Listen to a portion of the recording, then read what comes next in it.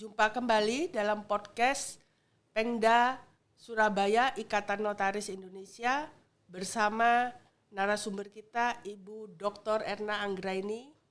Apa kabar Bu? Baik, alhamdulillah sehat. Hari ini kita akan membahas mengenai honorarium notaris yang karena sekarang jumlah notaris itu semakin banyak, mungkin sudah oversupply daripada demand ya, sehingga banyak yang menerapkan honorarium itu tidak sesuai dengan standar yang telah ditentukan, Bu. Bagaimana ini secara aturan kode etiknya, Bu? Ya, jadi memang sebetulnya secara tegas diatur ya di dalam kode etik kita dalam salah satu pasal bahwa notaris itu tidak boleh menurun-nurunkan honorarium, dan ini tentu merupakan persaingan yang tidak sehat.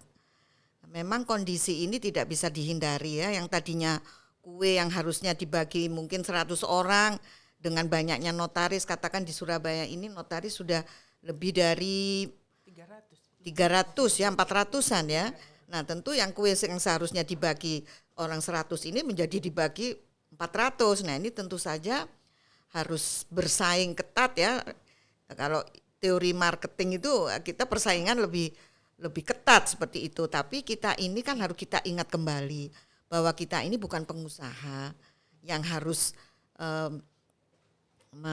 menetapkan harga atau menjual produk. Dan ini yang harus kita pahami bahwa kita ini bukan menjual produk atau penjual jasa. Kita ini adalah melayani masyarakat ya. Jadi kita memang sebuah pekerjaan yang tidak sebetulnya pada hakikatnya tidak mengedepankan mencari keuntungan, tetapi fungsi pelayanan. Nah, walaupun kondisi ini memang menyulitkan ya, mungkin karena banyaknya para notaris yang katakan ada dalam salah satu kota, ini cenderung untuk menurun-nurunkan harga. Namun kalau kita sepakat semuanya itu kita bertahan dengan harga yang sama, tentu hal itu bisa kita hindari untuk membanting-banting harga seperti itu. Ya mungkin saya teringat, boleh ya saya mengutip pendapat dari senior kita Pak Owan Setiawan ya, bahwa notaris ini kalah sama penjual bandeng ya di pasar atau penjual daging di pasar itu, semua berjejer itu harganya sama.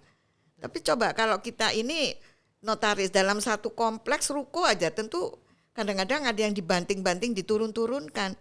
Dan ini secara etika pasti ada pelanggaran etika. Dan itu jelas di dalam kode etik merupakan salah satu pasal dan itu termasuk pelanggaran etika. Tapi kadang juga Bu, itu masyarakat yang membanding-bandingkan dan memancing-mancing. Jadi notaris satu, kok di sana harganya segini. Jadi mungkin butuh komit ya Bu di notarisnya sendiri, jangan mau diadu gitu Bu ya. Betul, iya. Jadi memang masyarakat ya namanya juga mereka ingin, namanya manusia, tentu ingin yang mendapatkan produk yang sama, jasa yang sama dengan harga yang lebih murah. Itu manusiawi sekali. Tetapi kalau kita kompak, sepakat, buktinya orang penjual daging di pasar juga sama semua. Akhirnya masyarakat juga dengan harga yang sama. Jadi perlu satu kekompakan dari kita untuk tidak membanting-banting harga itu. Jelas itu pelanggaran kode etik itu ada dalam pasalnya. Ya, okay. Terima kasih banyak Bu Erna atas pencerahannya hari ini. Semoga bermanfaat bagi kita semua. Terima kasih, sampai berjumpa kembali. Terima kasih kembali.